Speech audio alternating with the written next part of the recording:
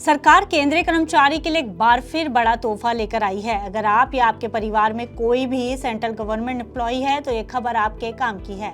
लाखों केंद्रीय कर्मचारियों के लिए सरकार की तरफ से बड़ा ऐलान किया गया है। केंद्रीय मंत्री जितेंद्र सिंह ने बुधवार को ऐलान किया है कि यूनिफाइड पेंशन स्कीम में शामिल होने वाले कर्मचारी अब ओल्ड पेंशन स्कीम के तहत रिटायरमेंट और डेथ ग्रेच्युटी के हकदार होंगे। सरकार के इस फैसले के साथ ही कर्मचारियों की लंबे समय से चली आ रही मांग पूरी हो गई है।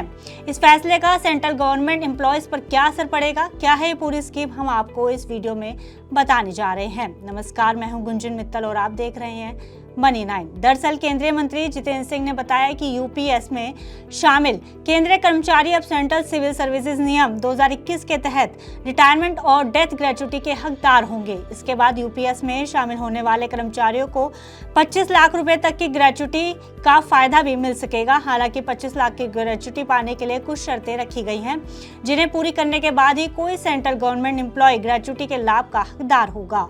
Department of pension and pensioners की तरफ से जारी आदेश में कहा गया है कि यूपीएस के तहत कर्मचारियों को नौकरी के दौरान मृत्यु या अक्षमता के कारण नौकरी छोड़ने पर ही ओपीएस के फायदे लेने का ऑप्शन मिलेगा। बता दें कि यूपीएस में डेथ कम रिटायरमेंट ग्रेच्युटी शामिल होने से कर्मचारियों की काफी गलतफहमियां अपने आप दूर होंगी। नौकरी के दौरान मौत या शारीरिक अक्षमता होने पर ओपीएस का फायदा मिलना कर्मचारियों के लिए बड़ा तोहफा है। इस नियम के लागू होने के बाद कई कर्मचारी ओपीएस को सिलेक्ट कर सकते हैं।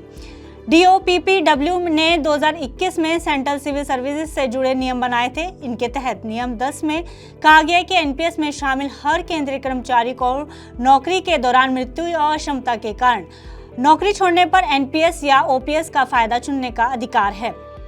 आपको बता दें कि 30 जून तक सरकार ने सेंट्रल गवर्नमेंट एम्प्लॉयज को यूपीएस या एनपीएस में से किसी एक को चुनने का विकल्प दे रखा है। हालांकि लेटेस्ट आंकड़े देखें तो करीब 27 लाख सेंट्रल गवर्नमेंट एम्प्लॉयज में एनपीएस स्कीम को रिटायरमेंट विकल्प के रूप में चुना हुआ है। वहीं यूपीएस को अभी तक केवल 50,000 लोगों ने ही चुना है।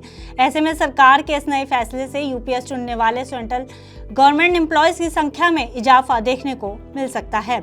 वहीं एनपीएस के लिए भी वो सभी कर्मचारी पात्र हैं जो वर्तमान में सेंट्रल गवर्नमेंट एम्प्लॉय हैं, साथ ही 1 अप्रैल 2025 तक सेवा में हैं। वहीं सरकार ने यूपीएस का विकल्प चुनने के लिए 30 जून 2025 तक फॉर्म जमा करने को कहा है, जिसे बाद में बदला नहीं जा सकेगा। कर्मचारी के लिए एक बार यूपीएस चुनने के बाद एनपीएस में वापस आना पॉसिबल नहीं होगा, लेकिन इसे चुनने के लिए सरकारी कर्मचारियों के पास 15 दिन से भी कम का समय बचा है। लगभग 30 लाख एनपीएस कर्मचारियों में से केवल 50,000 लोग ही यूपीएस में स्विच करना चाहते हैं, यानी सिर्फ 2% ही कर्मचारी इसमें बदलाव के इच्छुक नजर आ रहे हैं। लेकिन सरकार के इस नए फैसले के बाद कहानी पूरी तरह से बदल सकती है। इसके साथ ही केंद्र सरकार अपने कर्मचारियों को यूपीएस के फायदों से अवगत कराने और एनपीएस व यूपीएस को लेकर उनके सवालों का जवाब देने के लिए ट्रेनिंग का कोई नया मैकेनिज्म तैयार करने पर भी विचार कर रही है।